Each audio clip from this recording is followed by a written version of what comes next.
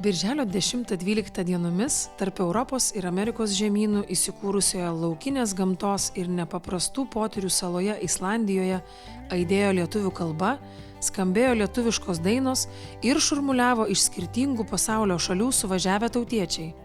Čia įvyko jau 12-asis tarptautinis pasaulio lituanistinių mokyklų sąskrydis Draugystės tiltas. Šiųmečiai tiltai, nutiesti tarp įvairių pasaulio šalių, susitiko kalbų ir kultūrų kryžkelėje. Penktadienio popietę, nusileidę Keflaviko oro uoste, visi nekantriai skubėjo į viešbutį Draugystės tilto sąskrydžio registracijai. Draugystės tiltas! Renginio atidarymo iškilmės vyko lubinais, lava ir trispalviais drugeliais papuoštoje mokyklos salėje, kurioje tilpo net 160 dalyvių iš Airijos, Danijos, Islandijos, Jungtinės karalystės, Kanados, Šveicarijos, Jungtinių Amerikos valstijų, Norvegijos, Švedijos, Vokietijos ir Lietuvos. Draugystės tiltas – tai lietuvių vaikų ir tėvų, pedagogų, lietuvių bendruomenių, diplomatinių atstovybių bei Lietuvos vyriausybinių organizacijų atstovų sąskrydis, suburiantis tautiečius puoselėjančius lietuviškas tradicijas ir gimtąją kalbą. Šiame renginyje vaikai ir jaunimas atvykę iš skirtingų pasaulio kraštų bendrauja lietuviškai, susiranda naujų draugų ir atranda ryšį su Lietuva per įdomią veiklą. Manau, kad pirmiausia tai yra bendravimas. Manau, kad svarbiausias dalykas yra, kad žmonės atvažiuoja iš skirtingų šalių, susitinka, kalbasi, bendrauja neformalioje aplinkoje, nes kaip yra pasakiusi buvusi Pasaulio lietuvių žurnalo redaktorė Deimantė, kad tokiuose renginiuose vos nesvarbiausias ir geriausias dalykas yra pertraukos. Nes žmonės atvažiavę iš skirtingų šalių, jie labai nori pabendrauti, tarpusavėje pasikalbėti ir paprasčiausiai įsitikinti, kad beveik visur yra problemos labai panašios. Ir džiaugsmai tie irgi yra labai panašus. Aišku, smagu taip pat sudalyvauti, išgirsti kažką ir naujo. Man Draugystės tiltas tai yra galimybė iš tikrųjų atvažiuoti ir susitikti su lietuviais, kurie atvažiuoja iš įvairiausių pasaulio kraštų. Kiekvienas su savo patirtimi, su savo nuomonė, su savo, kaip aš sakyčiau, netgi pasiūlymais ir tai tikrai yra didelis informacijos lobynas, kai tu pabendrauji, susipažįsti ir po to netgi po Draugystės tilto gali susisiekti ir ne šiaip jau oficialiai kreiptis į tą žmogų, bet kreiptis į tą žmogų kaip pažįstamas į pažįstamą, kur gali pasidalinti netgi tokiais labai klausimais, kurie galbūt nebūtų ar malonus, ar ten tokie, kaip sakant, lengvai atsakomi. Ir tada toks gaunasi rezultatas, kad tu gali tęsti tą savo darbą ir tai netgi labai motyvuoja. Šis sąskrydis – tai puikia proga dalintis gerąją patirtimi, dalyvauti prasminguose mokytojų seminaruose ir pokalbiuose su Švietimo ir mokslo ministerijos specialistais. Renginio metu taip pat galima susipažinti su švietimo naujovėmis ir pristatyti savo mokyklėlių pasiekimus. Man Draugystės tiltas yra ta pilna ta žodžio prasme. Tiesiami tiltai tarp žmonių, tarp šalių, tarp lietuvių, kurie gyvena Europoje, nors dabar jisai kaip ir įgavo naują pagreitį, jau kaip ir sujungiam net žemynus, Europos su Šiaurės Amerika ir taip toliau. Tai čia naujas pagreitis. Ir aš matau tą Draugystės tiltas pagal savo vaikus. Dukra, kuri atvažiavo į patį pirmąjį Švediją Draugystės tiltą, buvom visi nedrąsus ir nesupratom šio projekto, pavadinkim tai, prasmės.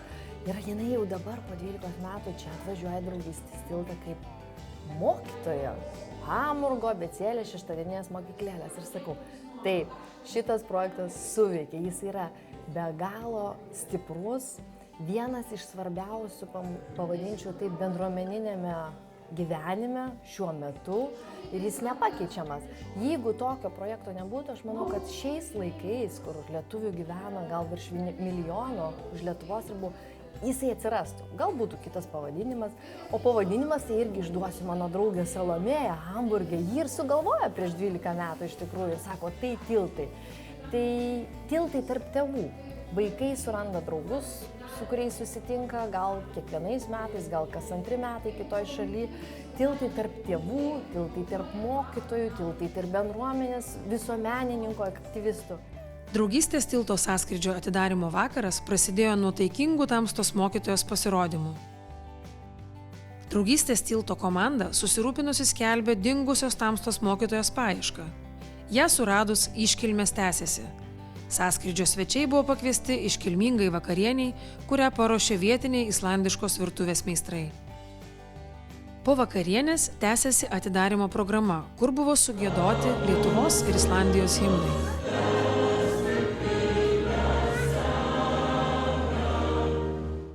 Pirmasis svečius pasveikino ir savo smuiko garsais šokdino Keflaviko miesto meras Kjartanas Maras Kjartansonas.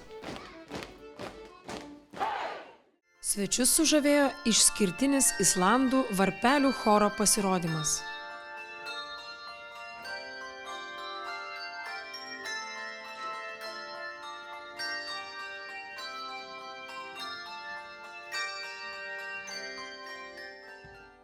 Vakaro sveikinimo žodžius tarė Lietuvos švietimo ministrė Audronė Pitrėnienė, Lietuvos Respublikos ambasadorius Danijos karalystei bei Islandijos Respublikai Vytautas Pinkus ir Pasaulio lietuvių bendruomenės valdybos pirmininkė Dalia Henkė. Aš džiaugiuosi, kad mes atvažiavom į tolimą šalį, man atrodo tolimą, nors Europą, Islandiją.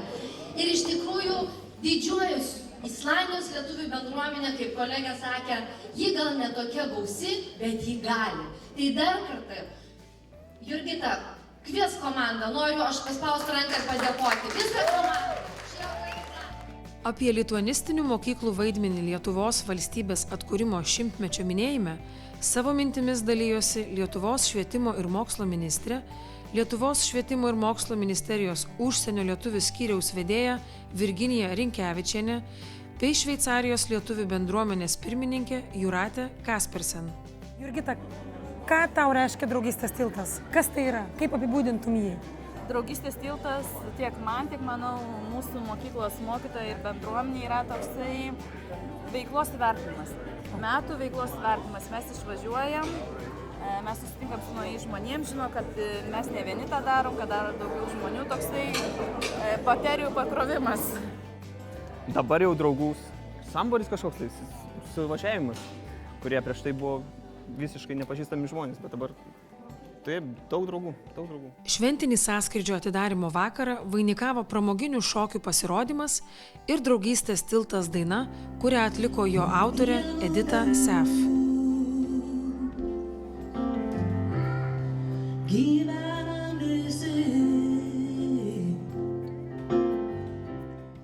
Lietuvių susibūrimas fainų žmonių, kurie yra šiek tiek aktyvesni negu visi kiti, tai yra tie, kurie turi ką pasakyti, kurie turi ką paklausti ir ką parodyti.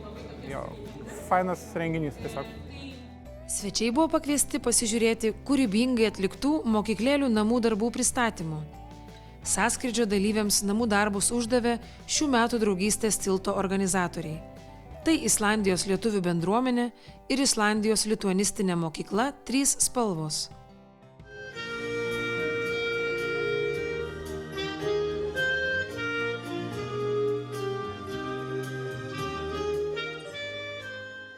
Pirmasis įspūdis iš tiesų, kaip visada pirmą kartą, tai labai daug visko. Ir daug ir emocijų, ir daug to bendravimo su visais ir pajautimo, kas tai yra. Bet vienu ar keletą žodžių apibūdinant, tai būtų bendruomenė. Tai būtų bendruomenės susibūrimas. Ir tos plačiosios Lietuvos, išsibaršiusios Lietuvos susibūrimas į vieną vietą. Ir tai yra nepaprastai gražu. Svečiams apie daugiakalbystės mitus bei ugdymo diferencijavimą pranešimą skaitė edukologė daktarė Austėja Landsbergienė. Mažieji sąskrydžio svečiai dalyvavo kūrybinėse dirbtuvėse, edukaciniuose užsiėmimuose ir šokio pusryčiuose, kuriuos vedė šiuolaikinio šokio teatro Paddy Dappy Fish nariai. O jaunimas mokėsi didžėjavimo, varžėsi rankinio, futbolo bei krepšinio rungtynėse. Šiuolaikinio šokio teatro aktoriai renginio dalyvius pakvietė į savo šokio spektaklį Baltoji lopšinė. Draugystės tiltas man reiškia, kad kartais, kai aš galvoju apie jį, galvoju, kad taip galvoju, kaip galvoju, kad mes esam draugai, niekada nesipykstam, kad draugystės tiltas.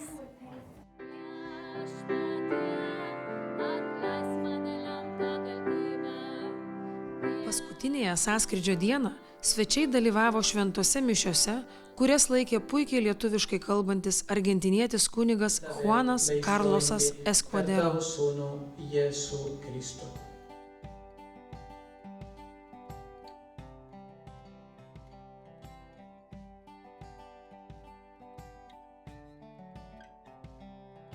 Draugystės tiltas, gimęs 2005 metais Stokholme, Švedijoje, kasmet vyksta vis kitoje Europos šalyje ir sukviečia kelis šimtus dalyvių bei kviestinių svečių. Draugystės tiltas – tai renginys, kurio tikslas susidraugauti, užmegzti bei puoselėti ryšius tarp lietuvių bendruomenių ir juose veikiančių lituanistinių mokyklų bei išlaikyti gyvą lietuvių kultūrą svetur. Man draugystės tiltas simbolizuoja draugystę. Draugystė tarp įvairių šalių ir žmonių, vaikų. Aš pati važiavau kaip vaikas pirmą kartą prieš 12 metų, dabar jau atvažiavau kaip mokytoja ir man tikrai labai smagu pasidalinti informacijomis ir patirtimis.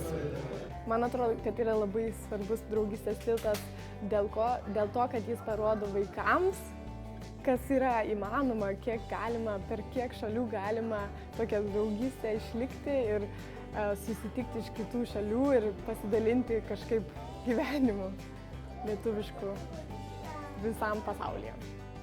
Aš nežinau labai, kas tai yra, bet man atrodo, kad tiltas, kur yra draugai. Tik dėl to, kad draugystės tiltas. Jėga.